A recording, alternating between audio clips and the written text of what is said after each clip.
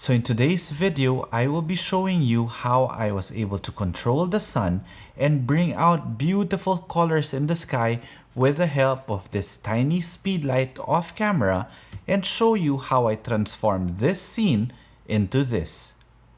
So hi everyone, this is Jiggie, a portrait and wedding photographer from the Philippines, and welcome to the channel. So before anything else, if you guys haven't subscribed to the channel and would want to learn more about off-camera flash photography or maybe just photography in general, then this channel is for you. So you might want to consider subscribing, and while you're at it, click that notification bell so that you get notified every time I upload a new video. And if you want to see more of my images, you could always follow me on Instagram. It's at Jiggie Alejandrino. Now, as I said in my intro, I will show you how I transform that scene into or an otherwise mundane scene into something that's very dynamic. And this was actually during an engagement shoot that I did in Hong Kong.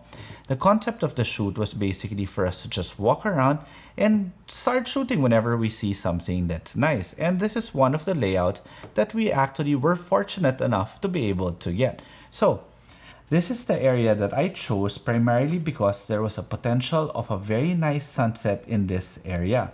However, as you can see, the existing ambient light wasn't really that great. It was actually very flat, and the clouds were showing some potential, but it was more of, we hope that we're able to get that image, but we might as well prepare for it first. And then as you can see here, I have my flash here. Now, in case you guys are wondering what my flash is connected to or attached to, it is this one. This is the Photic Cerberus. What is this? This is basically just a flash mount with a very strong grip in the back. So you mount your flash like this, you pull this one up, you mount your flash here, and the moment you have it there, see, it's actually very strong. It's quite difficult to put it in. Once you have it here, it is very secure. So it's very easy for me to be able to just pick up my light stand and carry my flash to the next location. Another big advantage of this flash mount is that it's got the provisions for a Bowens type modifier to be mounted on it. In other words, I can put more or less a lot of modifiers to it because the Bowens mount is the most commonly used mount for modifiers. Okay, so now the first thing that I did here was actually expose for my existing ambient light, and I do that with the help, of course, of my shutter speed, my ISO, and my aperture.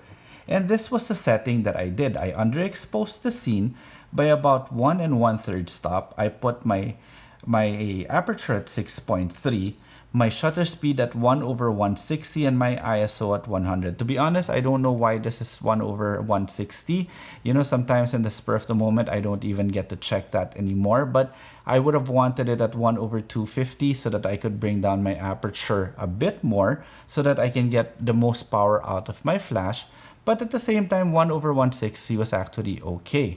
Now, I wanted to keep it below 1/250 so that I can stay within my flash sync speed. So why did I want to stay within my flash sync speed? Well, I didn't want to go on high speed sync because I wanted to use as much power as I can from my flash, okay?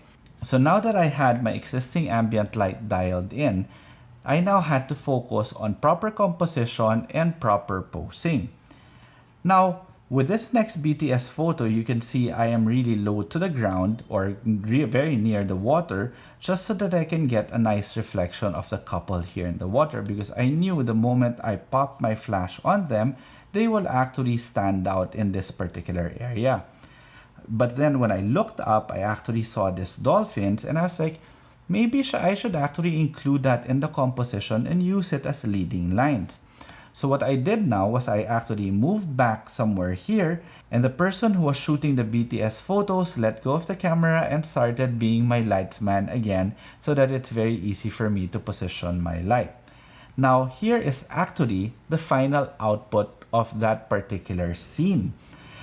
You can see we were lucky because of, you know, the time that it took us to recompose and tweak our light. The cloud formation actually changed and there were rays of sun coming out here. And then, of course, as you've noticed, the problem with this image is that my horizon isn't straight, and basically it's still out of whack. Now, the reason why that happened was because I was really in a very awkward shooting position. However, I knew for a fact that I had to do something about that. That's why I shot a bit wider than normal, so that when I would actually have to process it, in which case here is the final output, the processed image, I was then able to straighten the horizon already.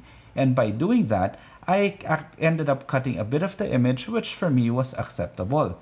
Then I also tweaked my white balance so that I can get a more golden glow to the actual scene. However, this one will not be possible if we did not pop a flash and underexpose the scene, because the clouds actually looked like this. It was very flat, as you can see here in the scene. There was really nothing there. But by actually shooting for the highlights, in other words, underexposing the scene, I was able to now bring out the details in the clouds. By doing that, I ended up putting my couple in shadow, but then that's why I had my flash there to compensate and just focus the light on them. And as you can see here, that's exactly what I was referring to earlier, but by having light on them, they will give a very nice reflection on the water. I actually got lucky here that there was no cloud formation in this particular area, because it served as a very nice way to be able to focus on them. And you might have noticed I did not modify my flash. In other words, I shot it with a bare light. And sometimes it's very difficult for us to tell an individual, hey, you can actually shoot with harsh light. But for me personally, when I am shooting a scene this wide, to be honest, in my personal opinion, the quality of the light doesn't really matter as much as the direction of the light and how you are actually lighting the subject in relation to the scene. So again, with this edited version, I was able to straighten out the horizon, fix a little bit of the distortion, and took out that one person that we tried to avoid. Obviously, as you saw here, there were a lot of people there, and we actually had to settle with just at least one person. Very easy to remove as compared to if they were here or here. Okay? So that layout took about 5 to 10 minutes to complete, and it was a very quick shoot actually. And in case you guys were wondering, I used my Sony a7R Mark II as my main camera, and the lens that I had was my Sony Zeiss 16-35 f4 lens. But of course, the hero was this one, this tiny Speedlight. That's why I actually love shooting with this Speedlight, because number one, it's very easy to travel with because it's so small. Number two, it's very easy to position and carry around because again, it is so small, and it doesn't really lack the power. As you can see here, I was actually able to control my existing ambient light at that time, which was the sun, and I was able to bring out the colors that otherwise wouldn't have been able, or it wouldn't have been possible for me to capture without the help of my off-camera flash. So I hope you enjoyed this video, and if you did, please do consider subscribing to the channel, and while you're at it, click that notification bell so that you get notified every time I upload a new video. And if you want to see more of my images, you could always find me on Instagram. It's at Jiggie Alejandrino. Now for you guys who are actually familiar to the channel and would want to learn more about off-camera flash photography, I do conduct one-on-one online workshops, the details of which I will actually leave in the description below. Okay, so till the next video,